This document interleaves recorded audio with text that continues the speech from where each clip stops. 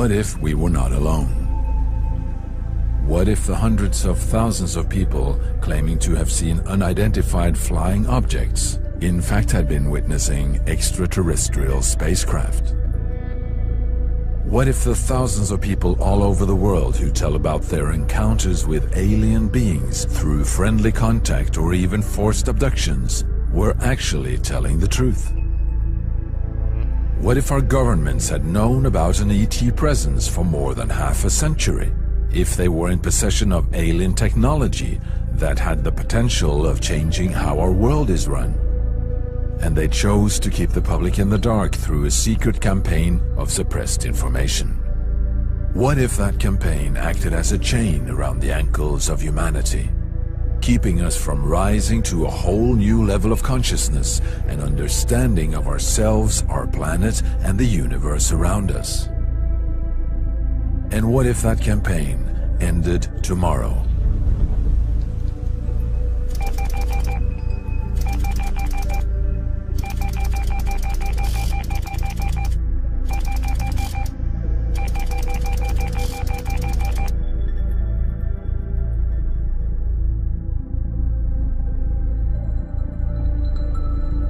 It's one of these currents of history that won't be denied. The truth is going to come out. And when it does, it's going to be explosive. So once we get that out, we will go back and completely reassemble the 20th century, rewrite it in a way, and may have to go back and rewrite a significant portion of the entire last 12,000 years. This is the greatest story in human history. And the reason it is the greatest story in human history, it is the greatest story of human history.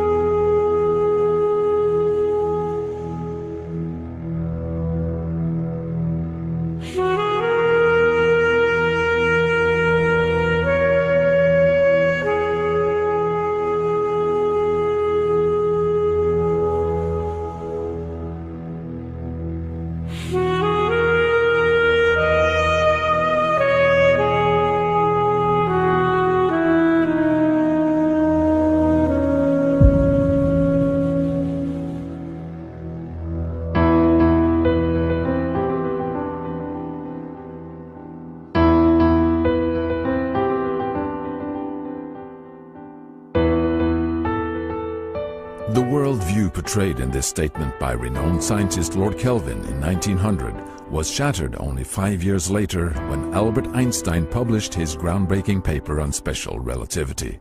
The new theories challenged the current framework of understanding and forced the scientific community to open up to a broader view on the nature of reality.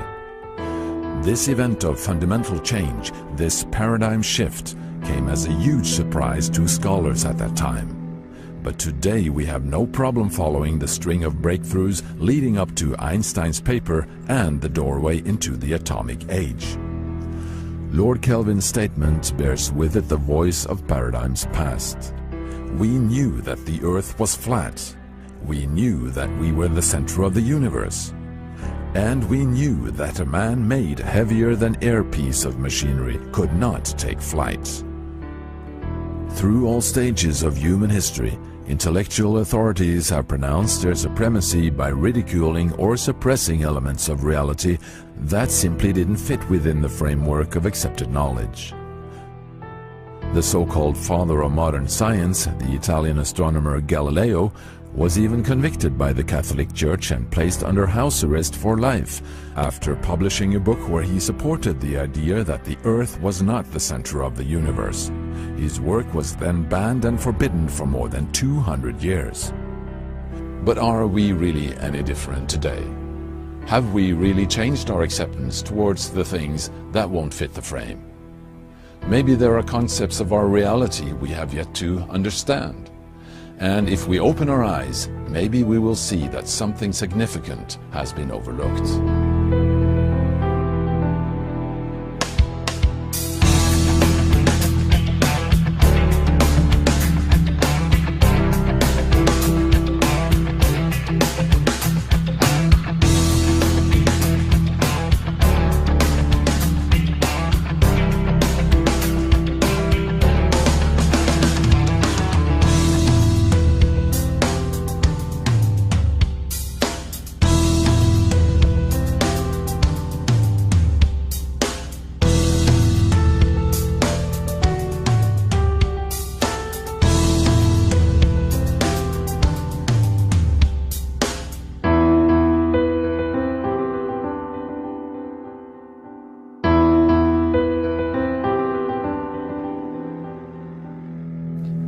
My name's Nick Pope.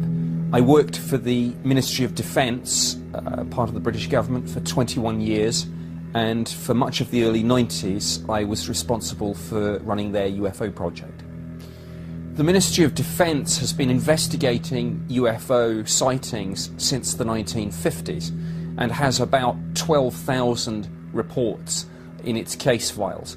When I was doing the job in the 90s, I received about 200 or 300 reports each year. In May 2008, the British government opened its first batch of UFO files for public inspection.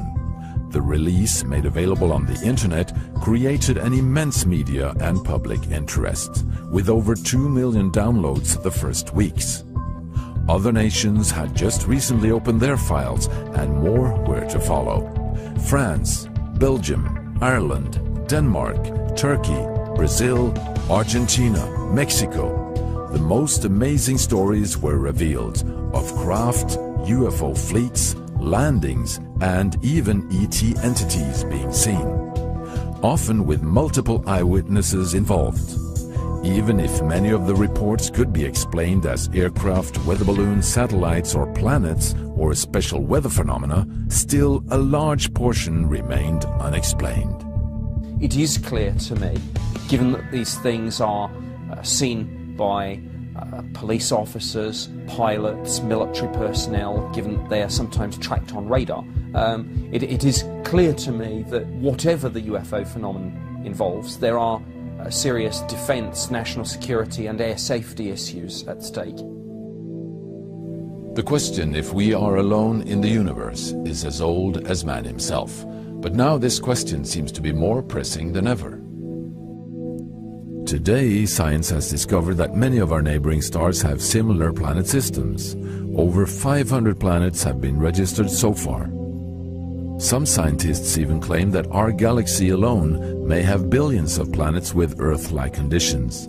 So the idea of us humans being the only intelligent life in the universe seems to be losing its grip. Over the years, polls have shown that a rising number of people believe in intelligent life elsewhere. In many countries, far more than 50% of the population. This question of extraterrestrial life was also among the reasons why the SETI project was established back in the 1980s. SETI stands for Search for Extraterrestrial Intelligence. This project, still ongoing, is using large radio telescopes at several locations on the globe to scan the cosmos in search for electromagnetic transmissions that could indicate intelligent life. This is the radio telescope in Bologna in Italy, one of the largest of its kind in Europe. This enormously complex system of antennas is able to detect even the weakest signals from the universe. And by interpreting these signals, the scientists are able to learn a lot about the age and the origin of the stars, the galaxies, and the universe. And perhaps also detect signals from intelligent life. What we are looking for actually is not really a particular kind of signal. We are just searching for something different from the normal cosmic noise, so to say. So we are not searching for a particular transmission signals, but for example it would be enough to detect some signals coming from their communications, televisions, if they do have televisions, or cellular telephones or things like that. Well, we have recorded a huge amount of data so far, but unfortunately we could not get any signal yet.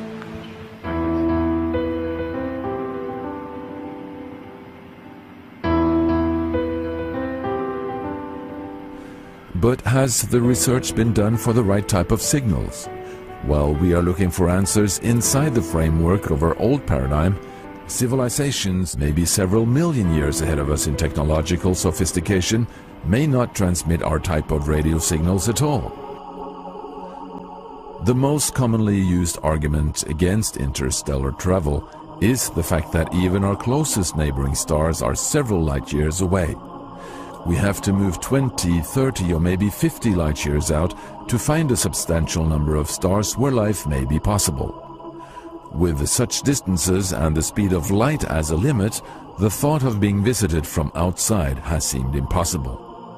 But new developments in physics have redefined Einstein's relativity theory and opened for a new view on this question. According to hadronic mechanics, there is no problem with space travel and not even with time travel. The equations and the physical models, concepts and relations for explaining this has been clear for more than 10 years in advanced hadronic mechanics. So if there are civilizations thousands or millions of years ahead of us, distances within 100 light years may not be a big obstacle. And is this why mysterious unidentified flying objects have been reported all over the globe through centuries?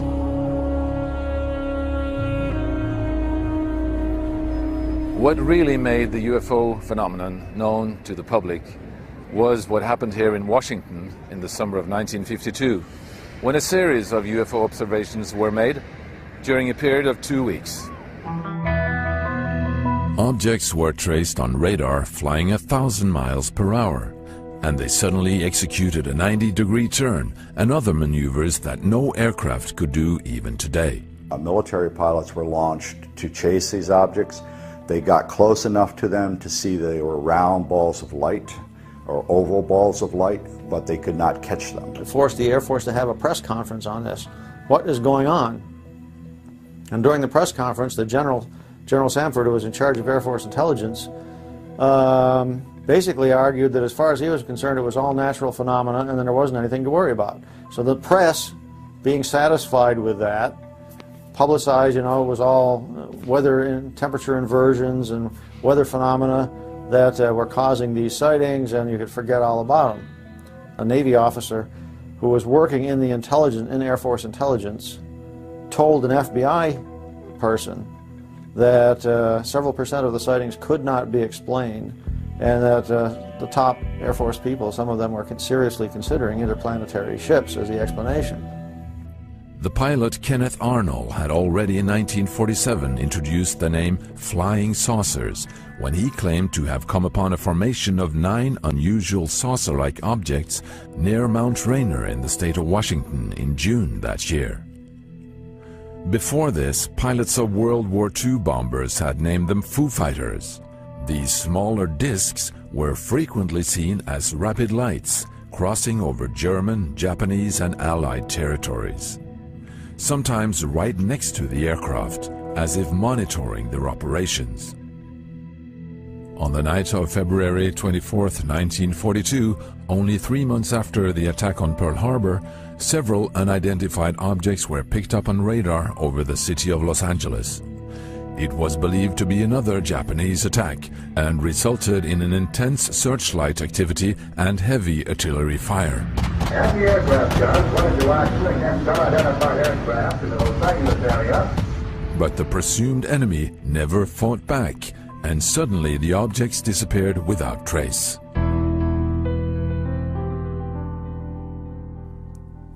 During the 50s, flying saucers were reported repeatedly, also by civil and military pilots. And I could see that it was a black lenticular form, so silhouette with these blinking lights all over the surface. And it was at least twice the size of a 747, like 2 Boeing 747 airliners nose to tail.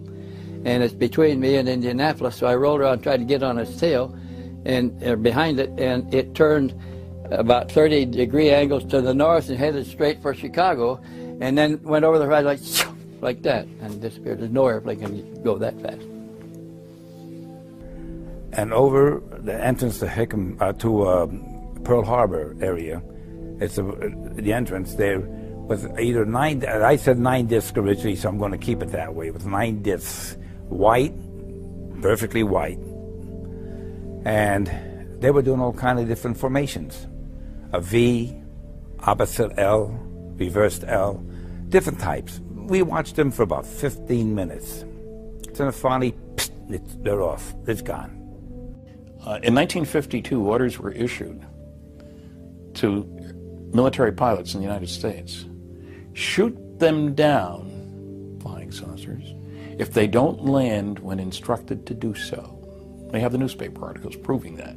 Matter of fact, the head of the American Rocket Society wrote a letter to President Truman saying he didn't think that was a good idea. Not a good way to welcome anybody coming here. The American jet fighter pilot Milton Torres, stationed at the Manson RAF base in Britain, was on May 20th, 1957, ordered to go after and shoot down a large UFO spotted on radar hovering over Ipswich.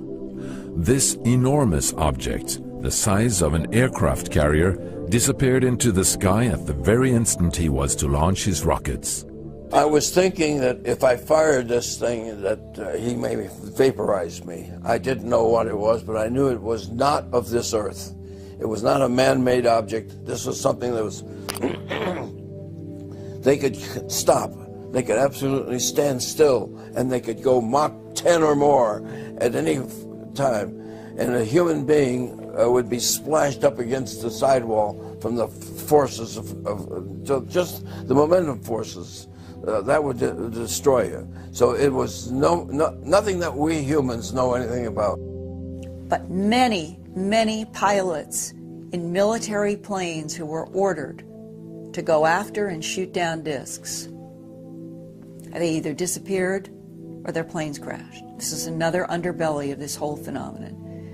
And before he died, Len Stringfield, who was the very first on the planet who had the courage to start publicly reporting that not only were there beautiful lights in the sky that moved in erratic patterns, but they were clearly involved with crash retrieval stories that were coming to him from military people who would not go on the record, that we were retrieving bodies, we were retrieving technology. And Len Stringfield said, "Linda, I know firsthand that our government had a standing policy to take these discs down out of the sky until we had lost so many pilots that order was rescinded around 1953 to 54.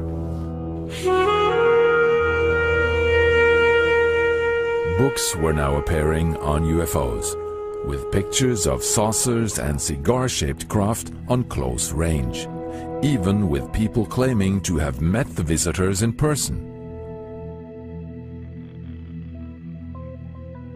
And soon the entertainment industry also joined the saucer wave. This somehow influenced on the image of the UFO issue, giving skeptics further reason for ridicule of the phenomenon. On July 1947, a major incident occurred near Roswell, New Mexico, the place where the U.S. manufactured and stored its newly developed nuclear weapons. A flying saucer is reported to have crashed. The Army Air Forces has announced that a flying disc has been found and is now in the possession of the Army. Army officers say the missile, found sometime last week, has been inspected at Roswell, New Mexico, and sent to Wright Field, Ohio, for further inspection. The incident is revealed in the local newspaper, but withdrawn the day after. Weather balloons is the official explanation. Today, several military and civil eyewitness testimonials have surfaced concerning both the crash itself and the crash retrieval operations, indicating that it most probably was a vehicle of unknown origin.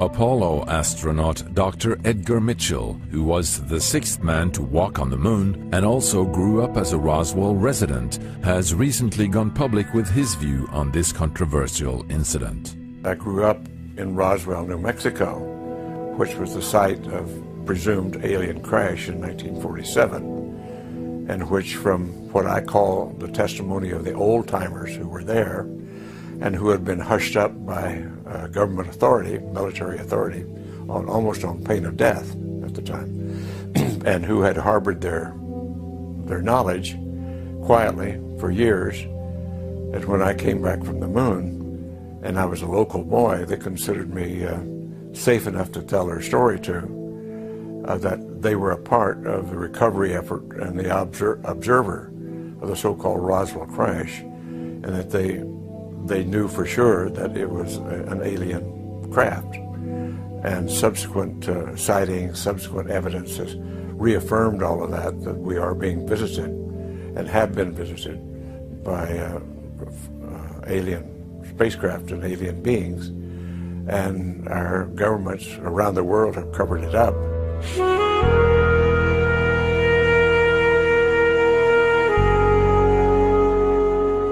In response to this escalating UFO activity and public awareness, in September, 2 months after the Roswell crash, Project Grunge, later named Project Blue Book, was established by the U.S. Air Force as an official investigative body in UFO cases.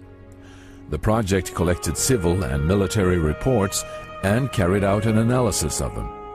In 1969, after 22 years, the project was closed, without reaching official conclusion. And that ended, to this day, the official comments from the US government on the UFO issue. But the UFO sightings didn't end. Going back to 1963, a command sergeant major in the US Army was assigned to the supreme headquarters of Allied powers in Europe, in Paris, France, and was given the highest top-secret clearance. The story revealed to him there puts the phenomenon into a whole new perspective. And when I arrived in the summer of 1963, my clearance was upgraded to cosmic top secret, which was then and still is today the highest level of classification in NATO. And when I arrived in the summer of '63, I learned of a study that was underway that had been initiated in 1961. Apparently, an event had occurred on the morning of 2nd February 1961 that almost triggered World War III. A large number of circular metallic discs flying in formation flew out of the Soviet sector over the Allied sector and had divided Germany, flew off to the west. They turned north over the Channel, over the English Channel, over the southern coast of England, and then they turned north and disappeared off of NATO radar over the Norwegian Sea, off the coast of Norway. Well, this incident almost triggered World War III because the Soviets, we found out, thought those objects belonged to us. And for a time we thought they might belong to the Soviets. We were to find out that they didn't belong to either of us, the Soviets or us, that it was a real story here. And they initiated a study in '61 to determine what in the world is happening here. They concluded after this 3-year study that the planet Earth and the human race apparently had been under some kind of survey or observation for hundreds of years, maybe thousands of years, by several extraterrestrial advanced intelligences. Now that literally, Terry, blew me out of the water. This document, called an assessment, an evaluation of possible threat to Allied forces in Europe, was a secret NATO report on UFOs, distributed in 15 copies in the NATO system. Could that indicate that NATO at that time was fully aware of the UFO and ET presence? The U.S. military took UFOs very, very seriously all through the Cold War and indeed beyond. We have a fair amount of evidence, documentation, military documents, intelligence documents, that show very clearly that the U.S. military encountered objects that did not seem normal, did not look normal, and had extraordinary behavior, violating sensitive airspace, again and again and again. So the question is not, do UFOs exist? The question is, who do they belong to? And indeed, guess what? This was exactly the question I discovered that U.S. military analysts asked. They were no dummies, so they knew there's only a couple of possibilities here. Question number one, back in the 40s and 50s, was, are these Soviet devices? In the context of the Cold War, that's important. You need to find out, did the Soviets come up with a revolutionary type of propulsion and so forth? Well, they looked into it, and the answer did not seem to be yes. It looked like it was a no. And indeed, that seems to be the answer today. So then question number two is this a secret project that we're doing somewhere in the bowels of the American military complex? That's a fair question. It's entirely possible But again, it's also possible that that isn't the answer. And indeed, a lot of the evidence doesn't seem to point that way. The fact, for example, that our jet fighters were chasing these objects again and again is one thing that points to that. If it was a secret American project, why continually, year after year, scramble your own military to chase them down? So then there's a third option, and in the context of the late 1940s, it was, are they interplanetary spaceships? That was really the only other option people could think of at the time. And guess what? There were many analysts from the 1940s and all throughout the period that we can get any information on this, that yes, there were many people who argued that this was the case.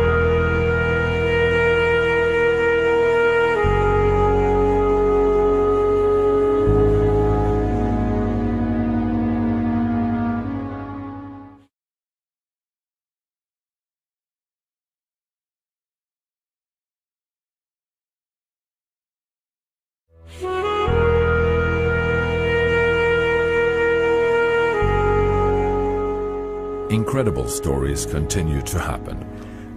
The most interesting of those cases occurred in November of 1965.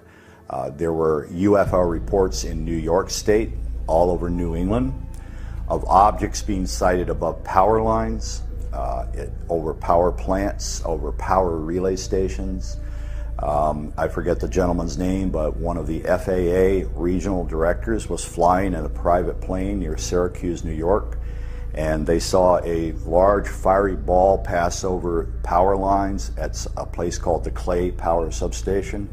And as soon as the object was directly over the lines, from horizon to horizon, all the lights went out as far as this man could see. And initially he thought that he had gone blind temporarily, something had happened, and then he realized that there was no power. And it became what is known as the Great Northeast Blackout.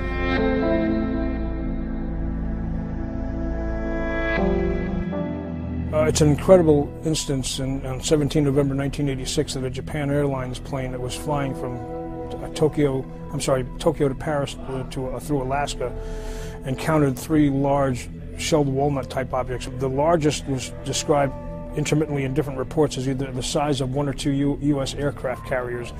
They were pacing the plane, they were making aerodynamic movements which were scaring the pilots.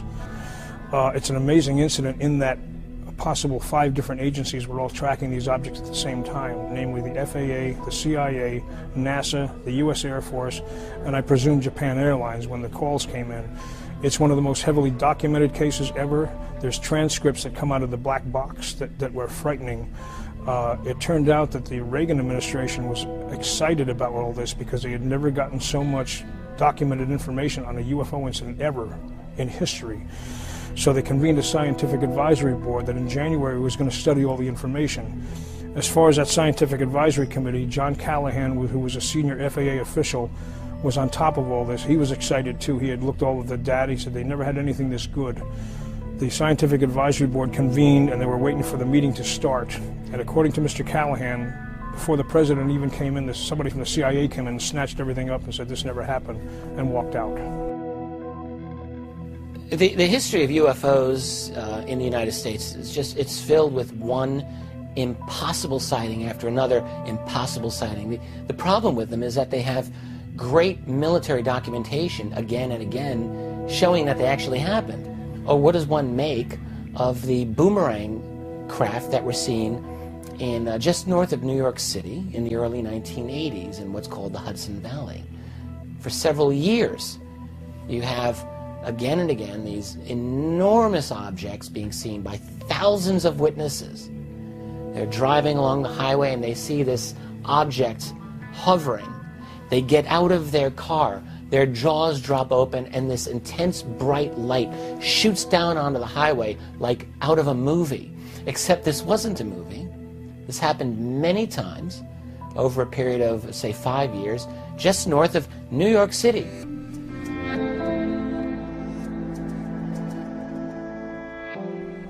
In Great Britain, periods of extensive UFO activity kept the subject warm in the news media.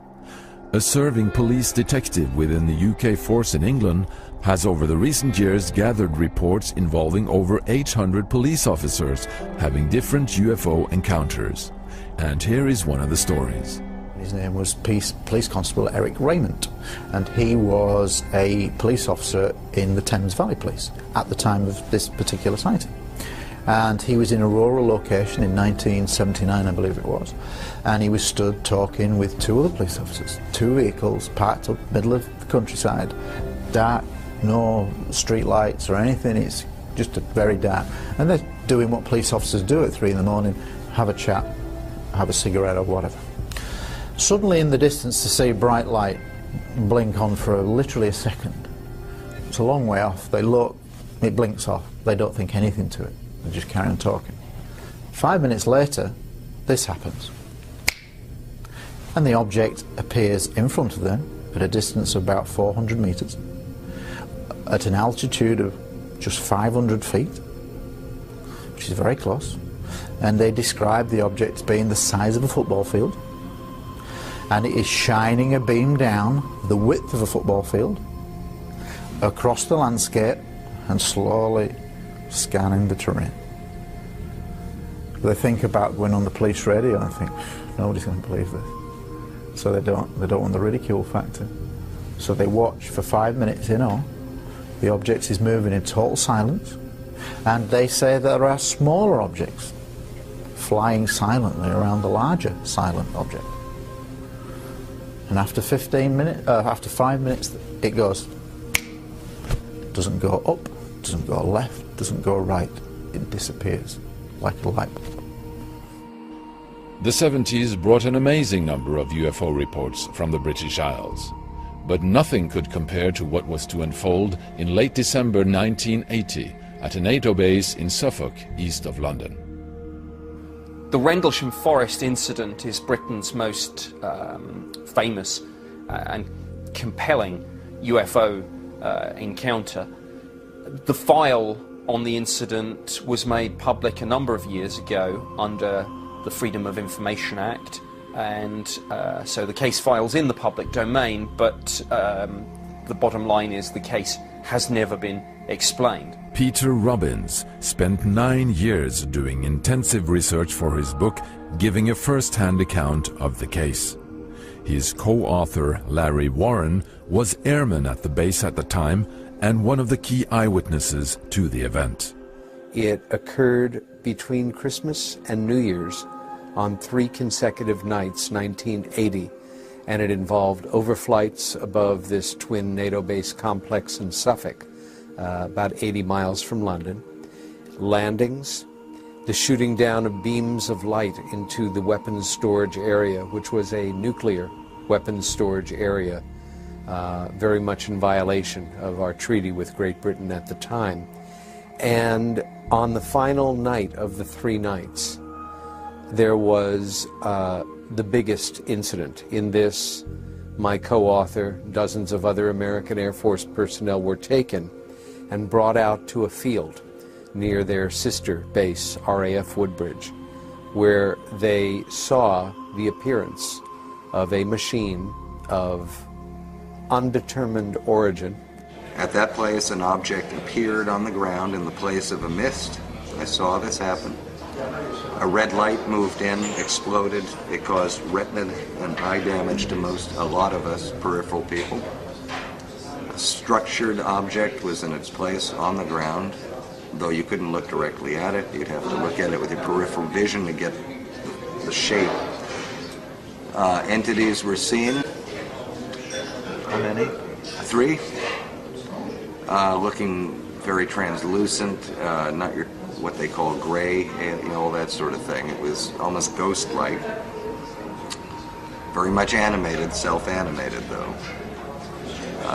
That whole event was filmed. Did they walk out of the craft? They didn't. Well, no. They were floating about a foot above the ground in a very bright light. The lower extremities were very hard to see. They were a foot off the ground. They were about 4 feet tall. They had that same large cranial structure, the giant black sweeping eyes, almost no nose, a hint of a mouth. and they were each dressed in a suit, very tight-fitting, and they were slightly translucent, and they were floating. So they got in about 5 feet from the thing. They were right there. And the beings were no further away than like 20 feet or so from Larry. So this was all happening in extremely close proximity, very close up. Larry and other men there observed, besides the dozens of American enlisted Air Force personnel, many of them like Larry with secret clearances because they worked around nuclear weapons. But there were British police officers on location. They were from the nearby village of Woodbridge. And while the American Air Force personnel were filming this with video, and this is 1980, so you could spot a video camera a long ways away. It was very bulky, but also regular film cameras. One of these police officers was taking photographs of this landed machine with a 35mm camera. And from what I understand, the Air Force confiscated this camera from the police officer, which caused a bit of a fight. When these beings appeared, they looked at the human beings, and the human beings looked at them. And no hands were shaken, no things were exchanged. If anybody heard voices in their heads, I don't know about this. And at a certain point, these beings, they did not open a door and walk in, but they disappeared. And the sense was they had gone back in. The machine then lifted up. It was making a slight humming sound, my best description. It angled slightly and then, and it was a star, you know, in a matter of seconds, and it was gone. What happened the next day is almost more upsetting to me, namely that these men were debriefed. I think they were told a combination of truths and lies to overwhelm them, intimidate them, keep them quiet.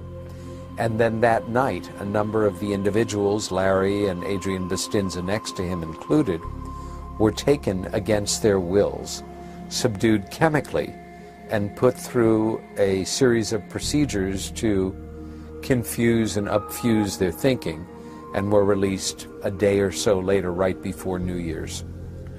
3 years later, this incredible story had leaked to the media and created a long succession of headlines as more and more information was revealed from different sources, Larry himself being one of the main sources. But no official comments on the UFO incident were given from either the US or the British government. All the unique film and video material, including the pictures taken by the British policemen, were removed from the base by the US military, never to be seen again. In 2009, Larry King and CNN shed new light on the case by bringing in new eyewitnesses confirming the story of the first night of the sightings. I was there on the first night. I went off base to check out a possible aircraft downing. I thought it was an aircraft crash, and I took my team with me, and when we got to the wooded line off the east gate, we discovered a craft of unknown origin. It was triangular in shape. On the ground? On the ground. Did you touch it? Touched it, walked around it, photographed it. We did a full investigation of it on the ground for 45 minutes. With this exceptional testimony from a retired US Air Force security officer live on CNN, confirming the story of several other eyewitnesses, you might expect it to lead to some kind of official reaction. Does the Rendlesham case actually tell us straight out that there is another reality in the midst of our lives, able to come and go as it pleases? In other countries, UFO observations were made continuously. In Brazil and the huge Amazon area, UFO and ETs were observed almost on a daily basis. You know, historically, Brazil is one of the major countries as far as UFO sightings and contacts with aliens is concerned. Now, we have all sorts of cases, and they are spread all over the country. Now, some of the most astounding cases in the UFO history happened in Brazil. We're talking about landings, we're talking about face-to-face contact with aliens, which are getting rare for some reason. And we talking about also sightings with multiple witnesses. Sightings in the middle of cities, like 2,000 or 3,000 people seeing a UFO. But what about Russia and the former Soviet Union? Russian Navy has not been known to reveal its secrets, but Russian Navy has been known to be in the forefront of the UFO and USO research. And we have reports coming basically from all corners of the world, be it the South Georgia Island or the Barents Sea, or for example, especially the Sea of Okhotsk and such lakes like the Lake Baikal. They had encountered not only gigantic underwater objects and submarines who could move at incredible speeds, and the Soviets just could not catch up with them. They had also encountered disks that would basically fly out from under the water, go into the sky, separate into different objects, come back together, fly away. They had encountered a phenomenon which was called kvakery, from the Russian word kvakать, meaning to emit a sound like frogs would do. What it meant is that Soviet submarines, especially in the Atlantic area, would find gigantic moving objects at great depths of the sea. Objects that would emit certain sounds that kind of reminded them of croaking, but they were different sounds. They could do nothing about this, but the Soviets became very nervous because these gigantic objects would accompany them. And of course, they thought the Americans came up with a new way to track Soviet submarines. They found out this was not so. And I want to bring your attention to the country I was born in, Ukraine, 1986 Chernobyl phenomenon. Well, I should not call it that, Chernobyl tragedy. What happened is that according to a number of witnesses, when the explosion took place, a UFO, a sphere, a fiery sphere, had been sighted in the area, and it sent a ray of light, of something, towards the area of the explosion to diminish the effects of the nuclear explosion itself.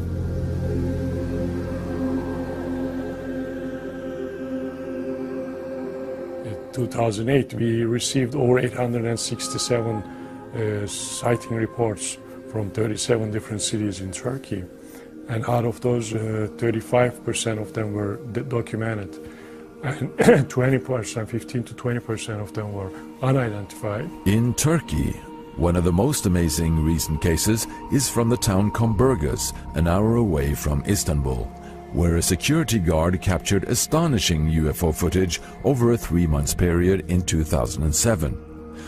The film clearly shows the outline and the structure of the object, and also what seems to be the silhouette of two beings inside. The film has been thoroughly checked by a governmental scientific institution. In the official report, it says clearly that this is not a hoax at all. This is not a computer-animated hoax or a model or anything like that. There is a physical object in the picture, in the footages, that we could not identify. They categorize them as unidentified flying objects. Astonishing video has also been released from Mexico. Military gun camera shots of traveling UFOs hit the news in 2004.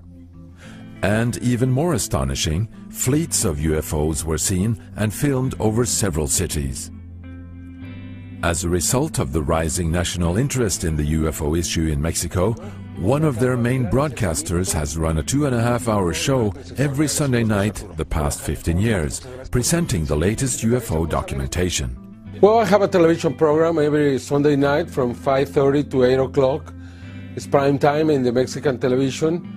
And we present the news around this phenomenon. It means the most recent videos, the most recent photographs, the most recent cases, the investigation behind that, the actuality. Many people in the media and even the public have been brainwashed by the scientists who don't want to investigate this. But there is enough evidence, scientifically proved, based, that can be investigated and presented to the scientists, and they have to accept and agree that this phenomenon is real. There is no question in my mind. I'm a journalist. I've been a journalist for almost 40 years. And I know because I've seen them, because I've seen creatures, because I know it's true.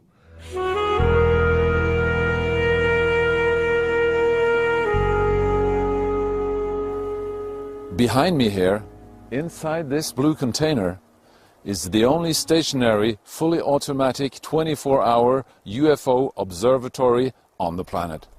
In Norway, the remote mountain valley Hessdalen became world famous after almost continuous observations from the early 80s on. Strange lights moved up and down the mountainsides every night over long periods, just above the treetops. In contrast to many other countries, scientists arrived and established a permanent UFO observatory. The light phenomena here in Hessdalen in Norway started in late 81, with a lot of sightings. At the most it was 20 sightings a week. The local people here started to see the light down in the valley, sometimes close to their houses. And they was wondering, what could this be? And some was a little bit afraid too, because no one could give them any answer. What could it be? Radar and cameras were soon to pick up astonishing pictures of the unexplained light phenomena. This picture is taken with 1/60th of a second exposure. The phenomena behaves very different. Some is moving very slowly, and some lights can move very fast. The fastest speed we have ever measured was 30,000 kilometers an hour. But the local residents claim to have seen more than just lights. I februar-mars, og så når jeg kom opp av Hestadslea da, så var det mørkt. Men når jeg kom mest opp på toppen, opp på kjølen der, som vi sier, der ble det opplyst rundt meg. Det ble opplyst om dagen. Så kom det nå og for over bil. Det var som en opplyst herrehatt. Gammeldags slik stor herrehatt med brem på det. Som for over bil og fremover. Vi bevitnes på at de har sett det, så er det 68 observasjoner. Og det er nedskrevet, ja. The observatory shoots pictures automatically every minute and puts them on the internet. Many amazing shots have been captured. After an automatic video recording system was put up, 1 year of waiting passed before the Hessdalen phenomenon is caught on camera.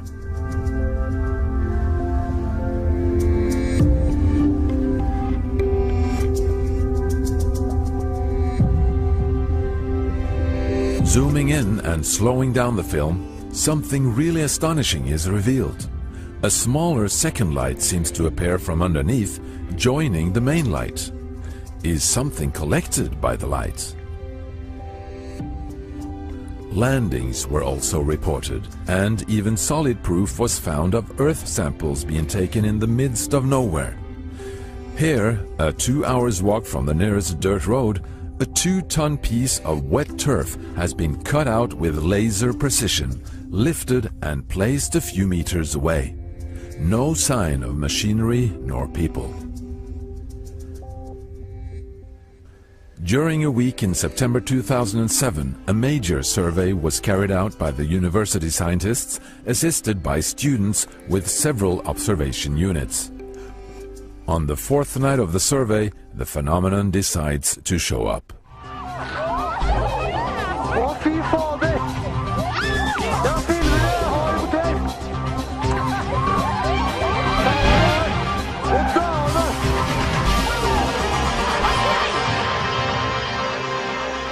Then we had a big light that started out and moved very quickly north and south and gave us this very, very impressive picture, which possibly is the best picture ever taken of the Hessdalen phenomenon.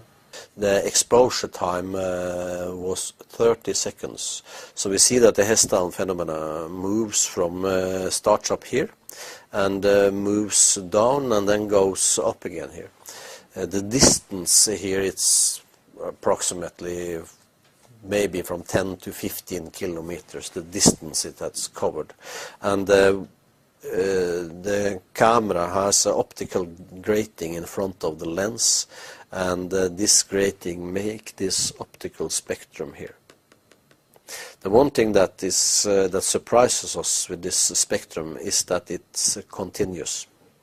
The colors goes directly over in the other color here, and we see no lines or dots here, which will give us a signal of that we have a gas that is burning. This looks like optical spectrum from a solid object or from plasma with high density. So, it's still too early to say for certain what the origin of these lights is and what these flying objects really are. But one thing we can state as a fact: the phenomenon is here and it's real.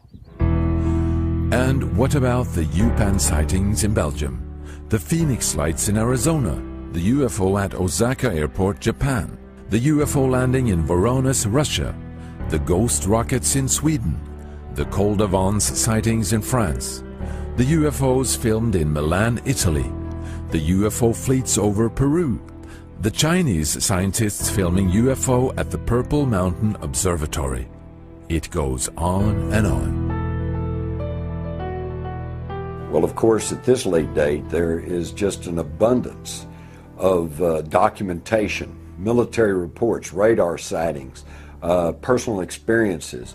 They go back for many years, but they have been routinely ignored, shunned aside by the government, ignored by the media, and therefore the average person rarely gets to hear of these things. But when you put them together, it forms a very compelling picture that there is a reality that's happening all around us that we are being systematically denied information on. I've had many people say, well, look, if all this happened, wouldn't there have been military people and radar operators and even policemen and stuff who would have said they had these experiences? And the answer is absolutely yes. But early on, they learned their lesson. If they stepped forward and they said, yes, I saw these things, then they tend to lose their job, they lose their credibility, people begin to snicker at them. And that's been very effective over the years in keeping this whole issue quiet. I know that if they took an oath not to reveal that, in our country that was very serious at that time, okay? If you violated a top secret clearance, you could be put in jail for 15 or 20 years and everything you have done removed from you. Yeah. Could this be why the military observations never reached the public? But many who had been involved in UFO sightings over the years felt a strong urge to reveal what they knew and to be relieved from the burden of carrying these secrets. After 30 or 40 years and having retired from service, many were willing to break their oaths and speak publicly. They can stop on a dime, they can take off at Mach 10 or greater. It's unbelievable what they can do. So we need to know these things. So the only reason I'm here is to tell you, let's disclose this whenever we can. Please. Thank you. In 2001, the U.S. medical doctor Stephen Greer staged an initiative where several hundred witnesses of high rank and high credibility came forward with what they had experienced during service. The Disclosure Project, helped by the internet and YouTube, was a formidable eye-opener to people all over the world. So we started a project that's known as the Disclosure Project, which people can see at disclosureproject.org, where we began to identify military and corporate and CIA intelligence officers who had personal knowledge of the classified operations dealing with this subject, and to get them to come forward with our information to disclose this publicly. Because what we felt was necessary was that the secrecy should be ended and this information disclosed so that humanity, not just one country in America, but all of humanity could make peaceful contact with these civilizations visiting us, but also would lay the foundation for these new technologies, the energy and propulsion systems that are behind these UFOs that are so mysterious. How are they flying? Well, this is understood, but they are in classified projects. So that was another objective, was to get the technologies out to the public so we could have a civilization that would get freed from the use of oil and the destruction of the environment. There were probably 1,500 reported cases at that time. I have over 3,000 cases now. They estimated 100 yards from the left wing was this 100-foot disc. And the strength of the signal was as strong as the surface contact on the water of an aircraft carrier. This contact was huge. The size of these objects around 100 meters or greater. So it would go from 1 o'clock, 7 or 8 miles to 6, 7 o'clock, 7 or 8 miles inside of 4 or 5 seconds. You have to be moving pretty quickly. They could rise, just go straight up. They could do that, just seemed like instantaneous. Once they started moving, they went straight up, you know, for a while, and then they went zap. Then it just sort of disappeared. It dematerialized. And left the atmosphere, just was gone. It just took off into space. He said, "You are never to speak of this again. As far as you're concerned, this never happened." And you never saw this, and I don't exist, and this situation never happened. I didn't want to look at it any longer than that because I felt that my life was in jeopardy. I am prepared to state that I have been at locations where craft of unknown origin that did not originate on the face of this planet was there. I am prepared to state that while I was there, we saw living, dead bodies of entities that were not born on this planet. I am prepared to state that we had what they referred to as interfacing with those entities.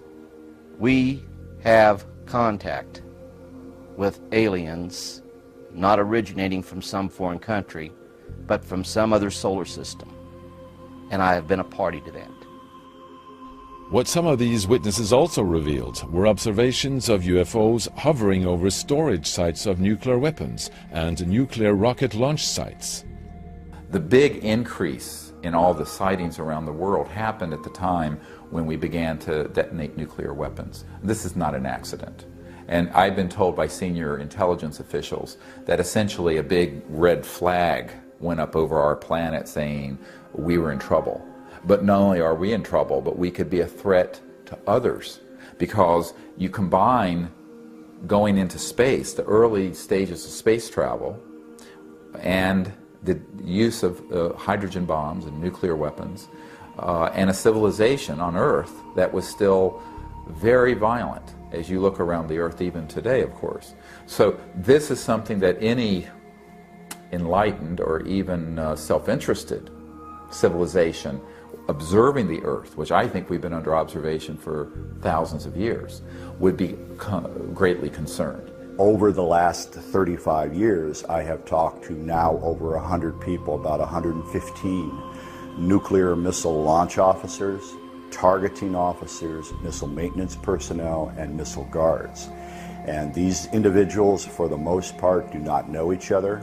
Some were in the Air Force in the 1960s, some were in the Air Force in the 1990s. And they were at different bases, but they all have very, very similar stories. And what they describe is UFOs coming in very quickly at high rates of speed and instantly stopping and hovering, either over the underground nuclear missile launchers or what are called launch control facilities that launch the missiles. So after the missiles malfunction, the UFO leaves. Now, this has occurred at least 3 Air Force bases that I'm aware of in the United States. The event, the incident, I guess I call it, is happened on the morning of March 16th, 1967. As I recall, it was early in the morning, and I received a call from my topside security guard, and he said that he and some of the guards had been observing some strange lights flying around the site. It wasn't more than, well, within a few minutes, I'd say, maybe a half hour later. He calls back, and this time he's very frightened. I can tell by the tone of his voice, he's very shook up. and said, "Sir, there's a glowing red object hovering right outside the front gate." He said, "I'm looking at it right now. It's a glowing red object. I've got all the men out here with their weapons drawn." And of course, he was all shook up while he was telling me this. He was very excited. I immediately went over to my commander, who was taking a nap. We have a little cot down there in a rest period. And I was telling him about the telephone call we just received. Then, as I was relating this to him, our missiles started shutting down one by one. There were approximately anywhere from 6 to 8 that went down, but they went down in rapid succession, which again is extremely rare. And in the meantime, I called upstairs to find out what the status was of this object. The guard said, "Well, the object has left. It just left at high speed." 1,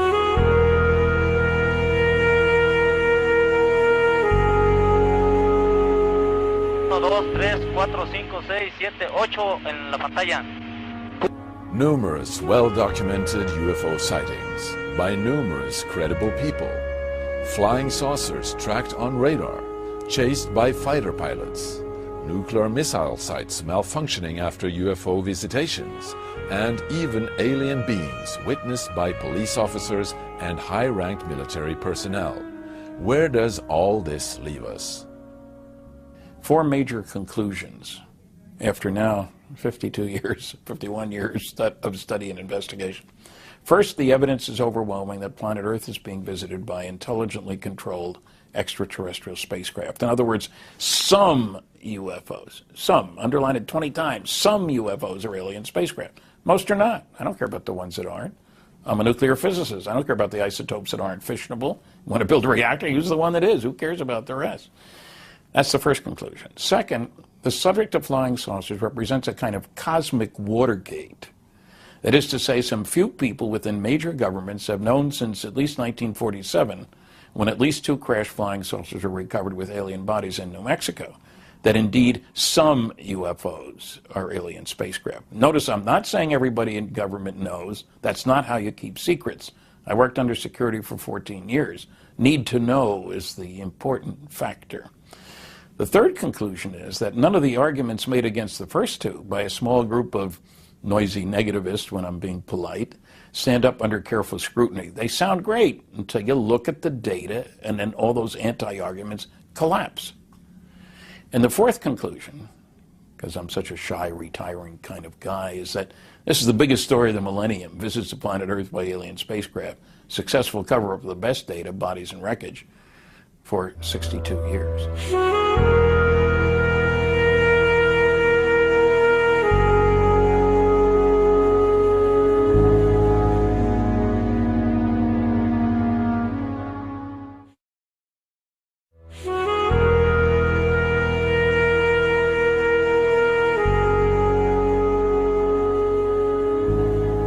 Extraterrestrial beings from somewhere are engaging us and this planet, and have been for at least since the mid-20th century, and possibly for as many thousands of years back as you care to go. That's a fact. That's an absolute certain fact. It's been proven many times over. Since the 40s, the governments of the world, and certainly the United States government, the industrialized governments, have been aware of this. Right? That's a fact. It's been proven.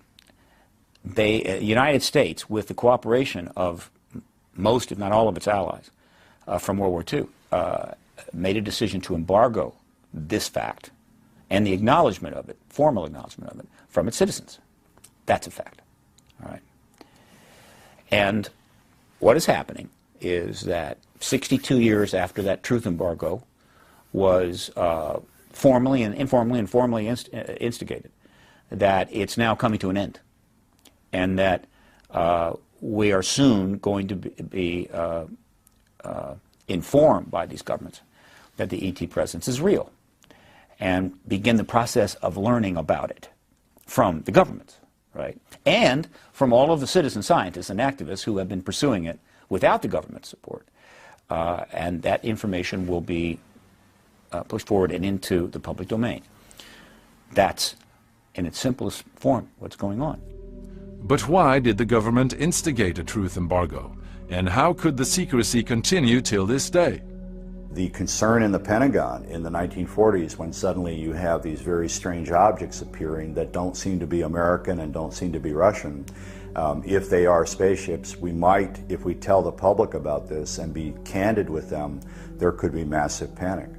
The first chief of Project Blue Book, Captain Edward Ruppelt, when he left the Air Force and wrote a book in 1956 about what the Pentagon knew, he stated that in the Directorate of Intelligence at the Pentagon, there was open discussion and ongoing discussion about we cannot tell the public the truth because they will not handle the truth well.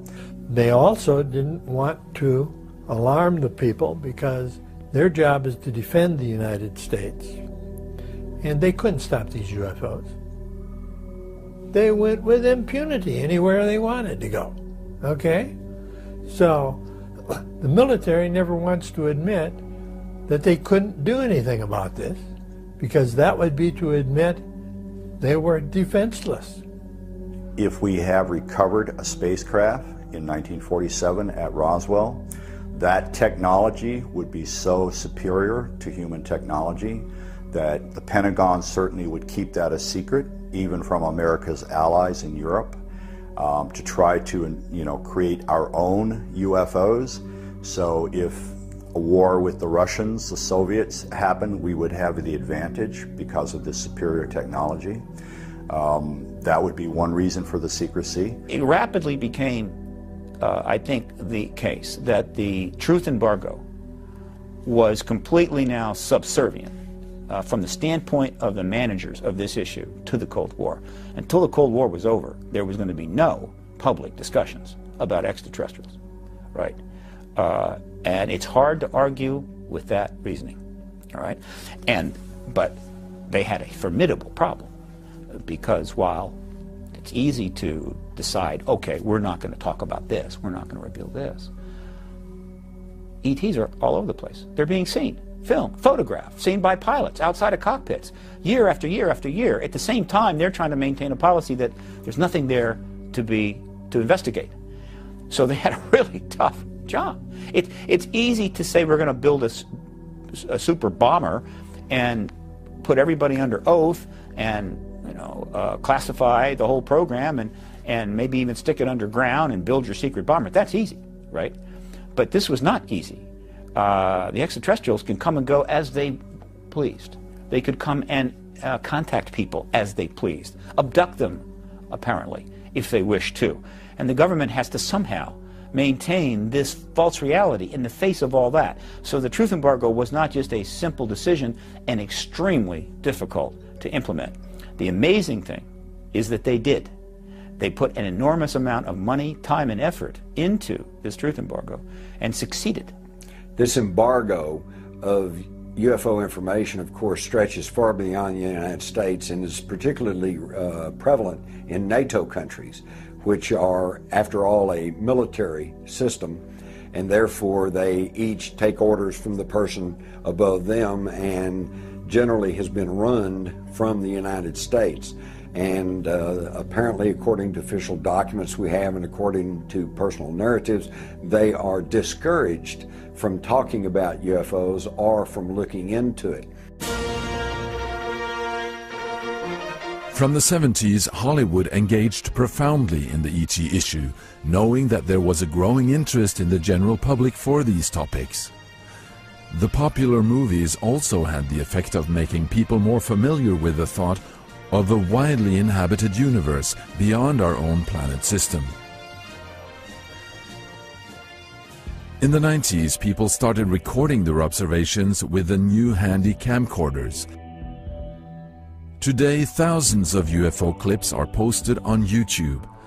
But unfortunately, with the sophisticated animation tools now available on home PCs, it's almost impossible to tell the real from the fake. So this has made both video and digital stills documentation less reliable as evidence or proof of sightings. But in spite of this growing interest in the subject, The main news media have left the UFO phenomenon almost untouched. In terms of mainstream news coverage, this topic is not taken seriously. It's basically a non-topic. So how is that so? Here's how. It requires an understanding of the relationship between most of the mainstream news media and global intelligence communities. So what that says, that doesn't mean that the CIA controlled everything, but that you have to understand the media acts in certain choke points.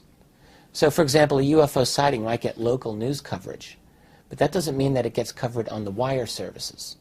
That's a very different situation altogether. And skeptics will argue, well, this phenomenon's so big it would have been covered, but really what that betrays is a lack of understanding of how news media has been related to intelligence communities around the world for decades.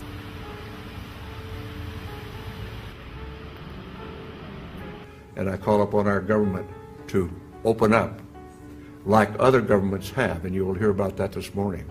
Like the When CNN covered a press conference in Washington, D.C. in 2009, where Dr. Edgar Mitchell encouraged U.S. government to release its UFO files, the hope was that the issue finally was given serious news coverage. Former Apollo astronaut Edgar Mitchell, the sixth man to walk on the moon, told the National Press Club he's convinced. But there isn't convincing proof that's going to convince the entire world at this point. That is correct. That is what we're trying to open up. We're about to go out and do our little hoax. But CNN chose to let two boys with air balloons have just as much time in the report, demonstrating how they managed to fool UFO believers. Again, we're not trying to prove or disprove anything, but it's okay to be skeptical.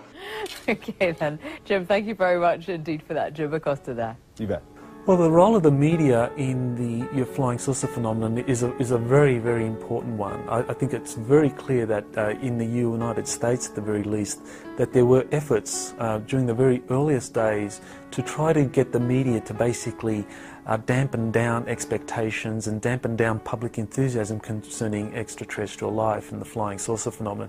And this is actually documented. And ever since that, we have seen many, many examples of how the media doesn't really explore or doesn't really investigate flying saucer reports, and that various media organs have been bought out by the CIA. For example, the National Enquirer was actually bought out by a CIA asset who used it as a very clever way to debunk flying saucer reports by basically sensationalizing it, making it part of the kind of tabloid media, whereby serious media investigators would not do any research into a flying saucer report that had been in any way covered by the National Enquirer or these tabloids. So that was a very clever piece of psychological warfare, in my opinion, to try and get the mass media disinterested in the flying saucer phenomenon.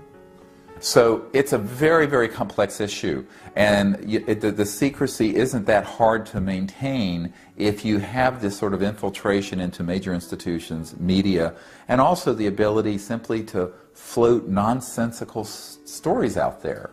Because people hear the word UFO and extraterrestrial, they think somebody from a trailer park in West Virginia who's floated on board a spacecraft had sex with someone from Mars and claims they have a baby in an incubator. Or, just all kinds of nonsense. The truth of it is actually more interesting. The truth of the technologies and the fact that the extraterrestrial technologies are so advanced that they interface directly with coherent thought.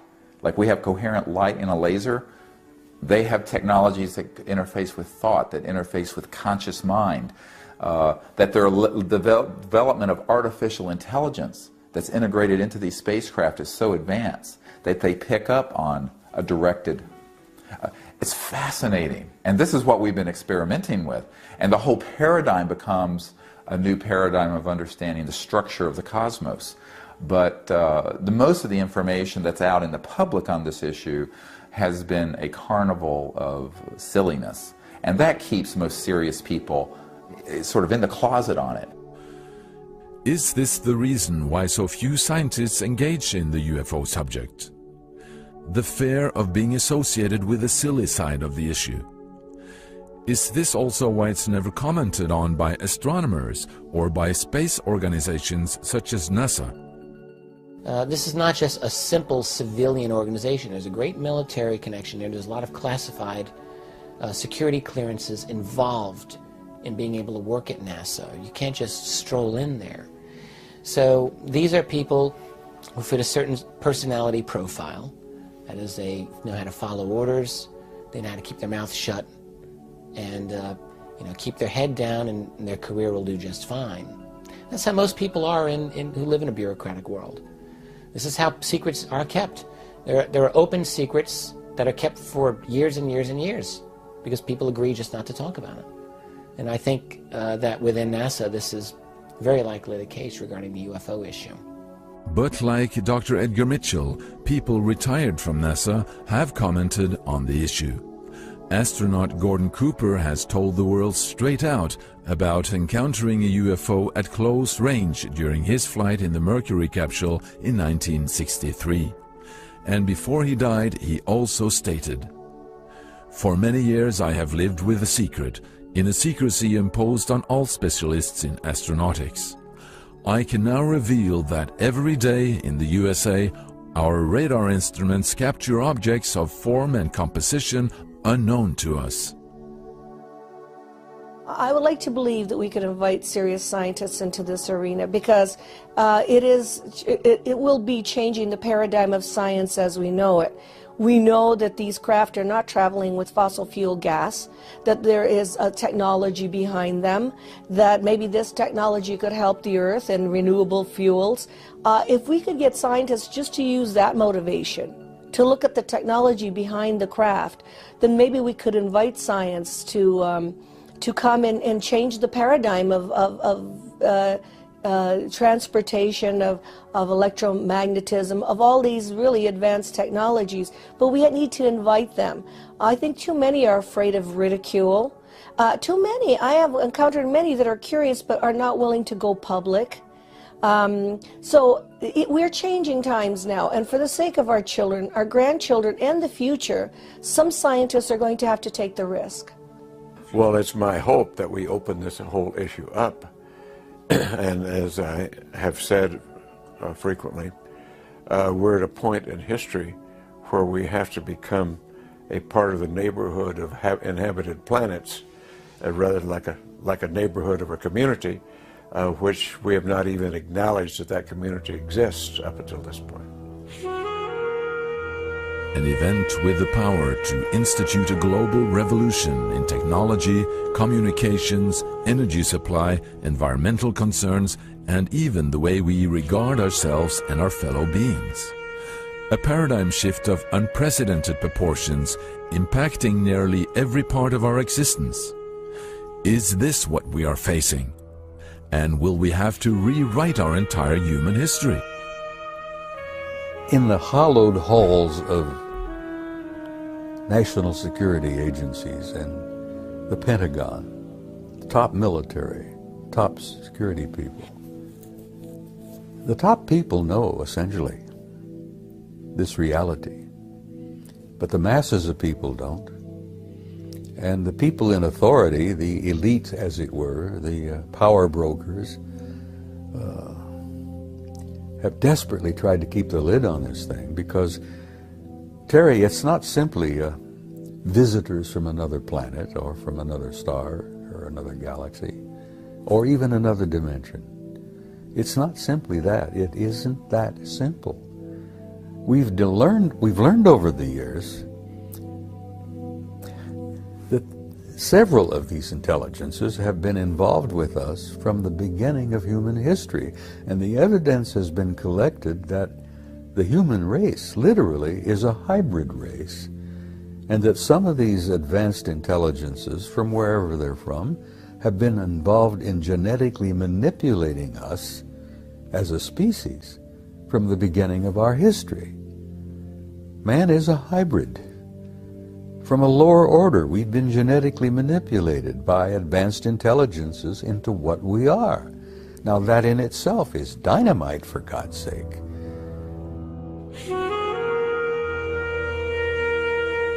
And this brings us to one of the most bizarre sides of this whole issue, the so-called alien abduction syndrome. It first came to public awareness in the early 1970s, when stories began to surface of people being taken on board alien craft after being rendered passive. Incredible stories were revealed, and the remarkable similarities between the stories is what has triggered the interest of researchers. My colleagues and I have heard directly from thousands and thousands and tens of thousands of people over the last 20 years about their abduction experiences. And so we know that this is a very, very, very prevalent phenomenon throughout, probably throughout the world. The first thing I recalled was seeing 3 fingers and a thumb on a hand coming towards me to pull me out of the van.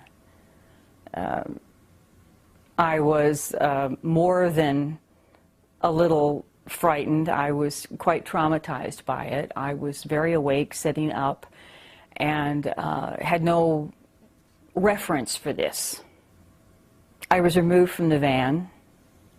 My friend remained asleep beside me.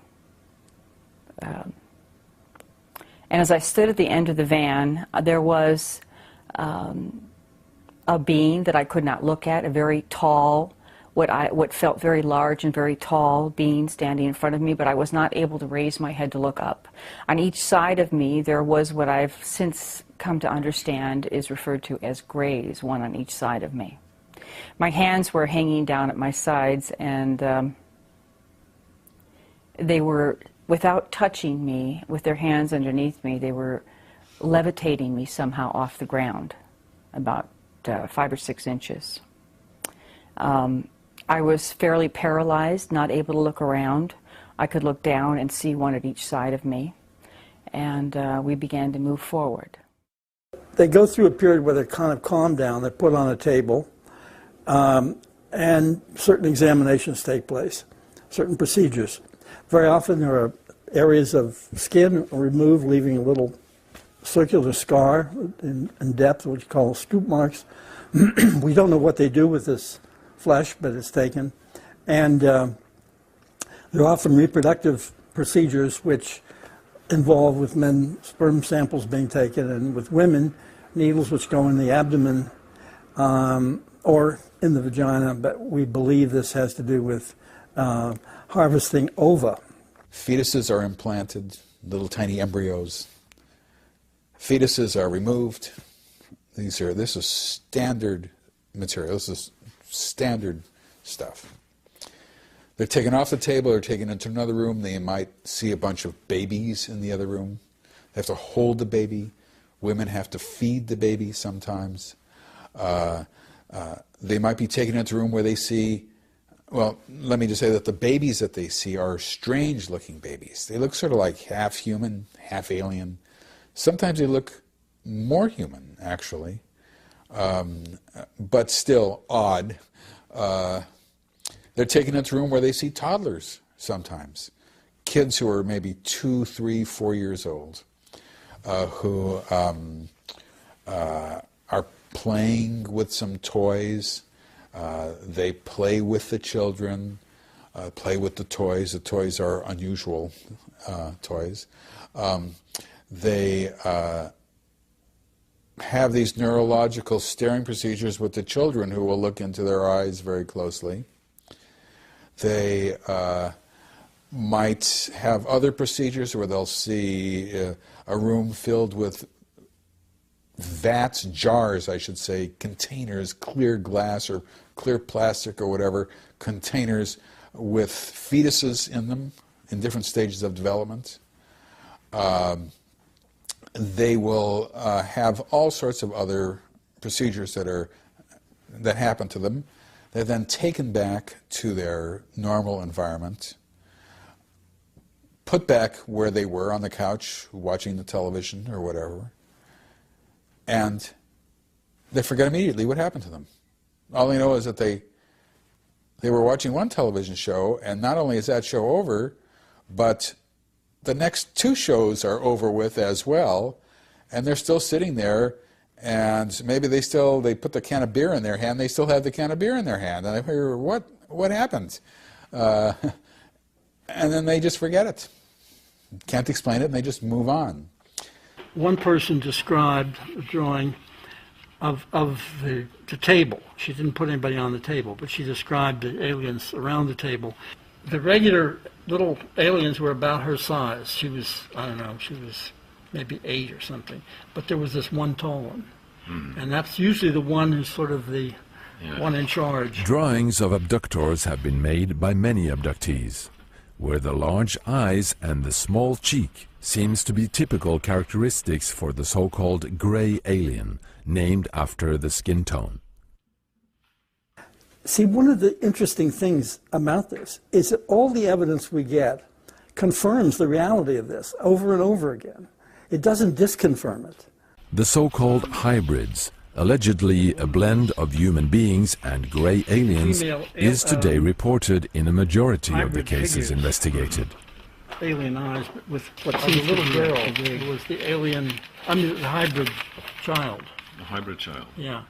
And what's interesting, again, the eyes are very peculiar. Yeah. The hair was not combed or brushed, and didn't really cover the head properly. Okay. And she's one of the mothers. So what it seemed to be was that there was a program where people were picked up again and again and again as if they had been studied, they were being studied over their lifetimes. And they were sort of automatically part of a program which was genetic in function. And it seems that we discovered that if a person was having abduction experiences and had children of his or her own, normal human children, that often those children would also in turn become abductees, as if the aliens were studying a particular bloodline for perhaps psychological reasons, emotional reasons. We don't know exactly why, but they seem very interested in the way the minds worked of these people. The emotions, they don't seem to have the emotions that we have. And it was as if they wanted to kind of learn our range of emotions somehow. The way this thing looked when you looked up at it. But are the abductions of people only conducted by one particular group of aliens? Even when they're full of mistakes. Are there other alien groups that contact individuals on different bases? So I know of, I would say, at least 60 kinds of extraterrestrial beings that have visited the people whom I work with. And this information all comes through the regressions that we have done. Now, some beings come to be mentors to their human beings. And by the way, the beings seem to work with a person for the person's lifetime. They looked very human. Their hands were not their hands were very different though. The fingers were much longer, and they were very, very thin, very long, a little bit longer necks. They had white hair, and it sort of came up a little bit here into a V shape, the hair, a little bit wavy, and about shoulder length. And they had quite large blue eyes, a perfectly formed small nose, and smaller lips. When I was on board the craft, they gave me, these blonde beings, gave me information that is relevant to our time on this earth right now. And they gave me messages that they asked me to share with really anyone who will listen. They're very specific for the humanity and how we have a choice, that the process in which we are evolving, if we continue on the path that we're on, that it will be just no choice, it will become destructive. It was explained to me that they have been here in the past.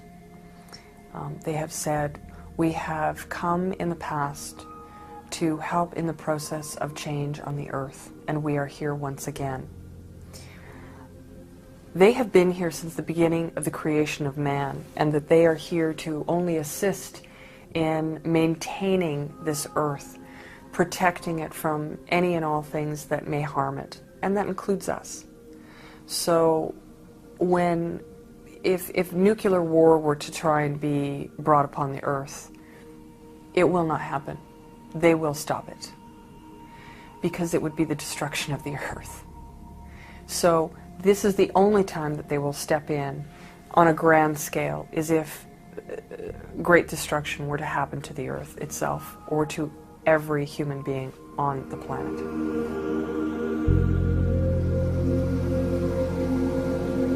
Are we part of a silent universal interaction that has been going on for eons? Could there be something in the human genes that carries the echoes of alien ancestors? Is this why we seemingly are being monitored like children in a playground? Is this why the UFO activity escalated after the first atomic bomb? Do we as a species represent a value beyond our wildest imagination? And when are we ready to be informed? The disclosure is going to happen very soon. Now, there are very potential positive implications of that, and then there also is a dark downside to that if it's not handled with wisdom. One concern I have is that there must be great discernment exercised, not just by the leadership of our governments, but also among the population in general, when suddenly our society is confronted with the fact that there are advanced cultures here and what the implications are for our interaction. And even if those who suddenly appear in our midst have only benevolent intentions and truly want only to uplift humanity and assist us at this very crucial time in our planet's history, there will be the temptation for those who are already in the material seats of power in human institutions on this planet, who will likely try to distort this opportunity to enhance and entrench their own control and material power. And all that is, it's a continued extension of the same ego disease of the separation mentality that has plagued humanity, ever since we learned how to say hello to each other. So we have to call for great discernment, and that means that people need to become educated. We need to understand that our source is the same. Erwin Schrödinger, who was the father of quantum mechanics and particle wave theory, stated 100 years ago or so that the total number of minds in the universe is one. And in fact, the consciousness is a singularity, phasing within all beings. And this is also the heart of compassion of the Buddha and the source of the oneness spoken of in spirit in all the religious traditions and Native American traditions. And I think that we are going to have to return to a very deep spiritual understanding of what it means to be a conscious being, to be able to not only live on this planet peacefully and not blow each other up over sectarian differences, but also to go into space. Because when you look into the eyes of an extraterrestrial life form, they may be very different from us in many ways, but if you see that that being is conscious, and the light of that conscious spirit is the same as the conscious light within yourself, then you can find some common basis. And so if we understand the single source of the origins of our conscious being, this is true not only for humans, but it's also true, very much true, for these visitors. They understand that, because you cannot travel at multiples of the speed of light without crossing the light barrier. And when you do, you enter into this area that the mystics used to call the etheric, astral, conscious realm. And so you're dealing with civilizations who understand that. And I think that is the big test of our civilization at this time, is that we understand that deeply enough that it really does change our paradigm. And when we do, we're not going to be blowing each other up because of different interpretations of this Bible or this Quran or this religious figure or what have you. That we're going to understand that we really are all one people in the entire cosmos. That universal consciousness and universal understanding, to me, is the thing that will truly transform life on this planet and is the next big leap in human development.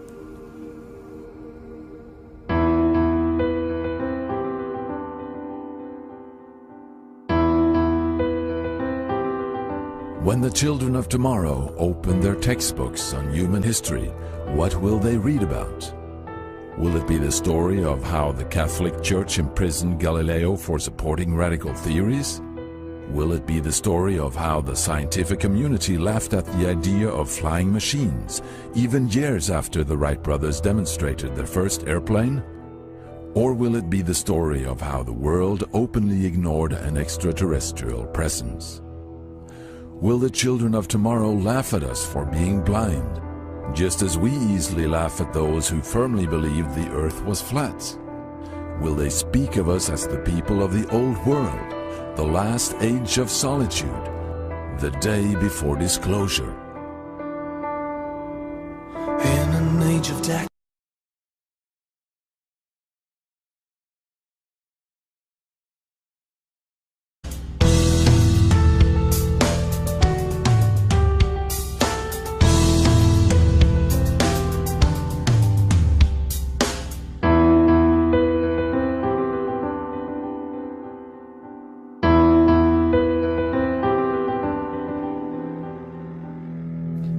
My name's Nick Pope.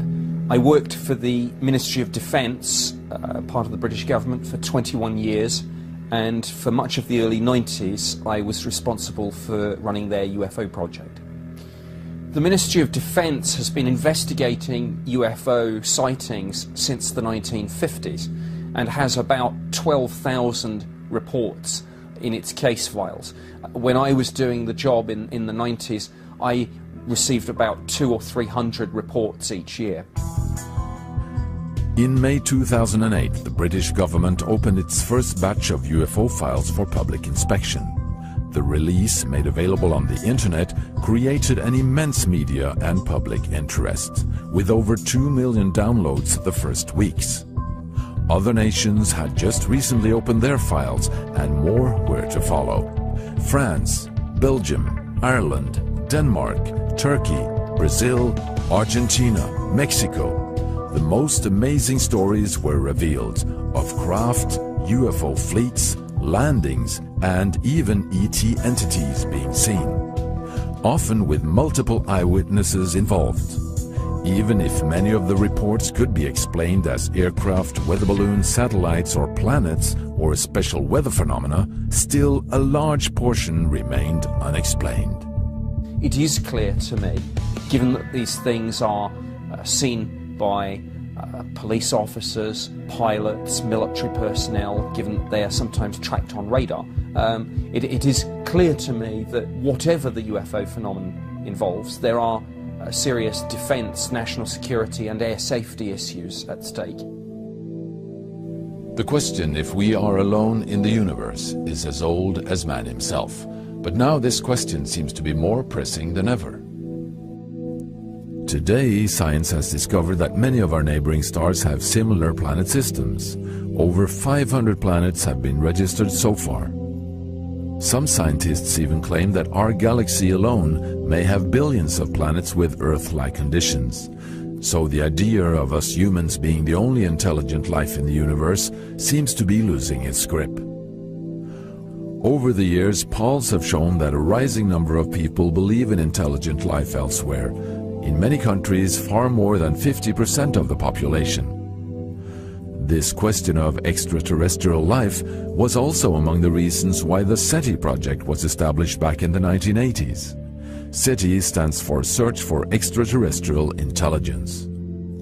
This project, still ongoing, is using large radio telescopes at several locations on the globe to scan the cosmos in search for electromagnetic transmissions that could indicate intelligent life. This is the radio telescope in Bologna in Italy, one of the largest of its kind in Europe. This enormously complex system of antennas is able to detect even the weakest signals from the universe. And by interpreting these signals, the scientists are able to learn a lot about the age and the origin of the stars, the galaxies, and the universe. And perhaps also detect signals from intelligent life. What we are looking for actually is not really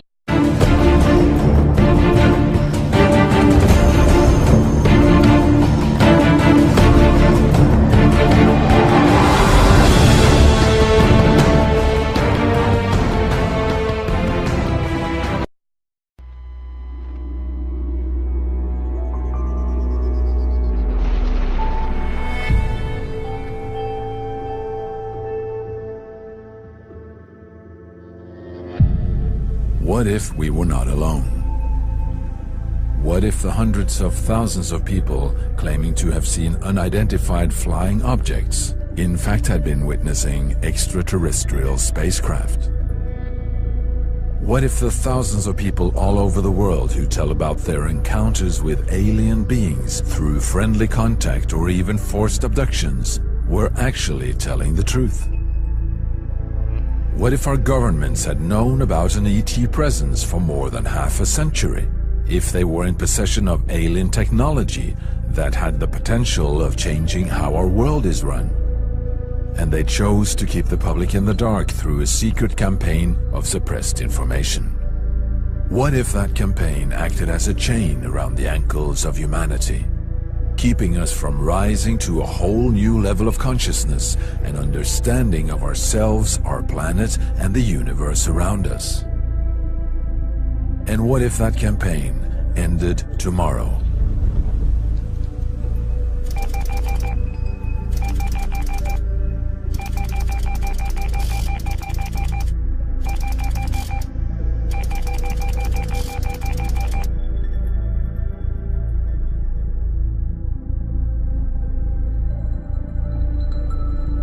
It's one of these currents of history. Came as a huge surprise to scholars at that time. But today we have no problem following the string of breakthroughs leading up to Einstein's paper and the doorway into the atomic age. Lord Kelvin's statement bears with it the voice of paradigms past. We knew that the Earth was flat. We knew that we were the center of the universe. And we knew that a man-made heavier-than-air piece of machinery could not take flight. Through all stages of human history, intellectual authorities have pronounced their supremacy by ridiculing or suppressing elements of reality that simply didn't fit within the framework of accepted knowledge. The so-called father of modern science, the Italian astronomer Galileo, was even convicted by the Catholic Church and placed under house arrest for life after publishing a book where he supported the idea that the Earth was not the center of the universe. His work was then banned and forbidden for more than 200 years. But are we really any different today? Have we really changed our acceptance towards the things that won't fit the frame? Maybe there are concepts of our reality we have yet to understand. And if we open our eyes, maybe we will see that something significant has been overlooked.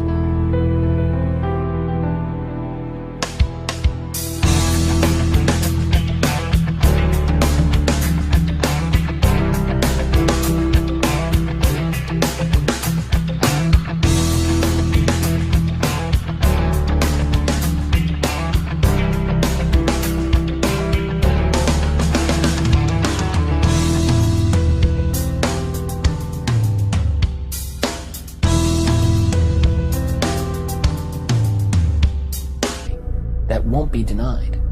The truth is going to come out, and when it does, it's going to be explosive.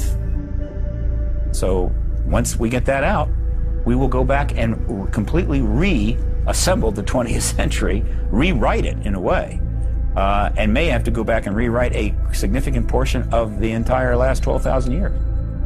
This is the greatest story in human history. And the reason it is the greatest story in human history, it is the greatest story of human history.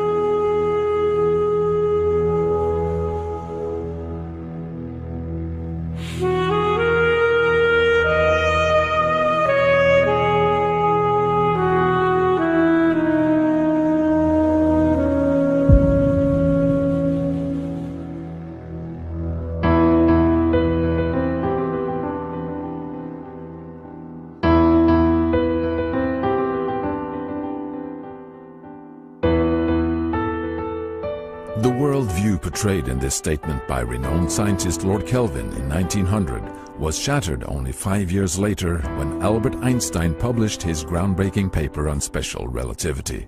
The new theories challenged the current framework of understanding and forced the scientific community to open up to a broader view on the nature of reality. This event of fundamental change, this paradigm shift,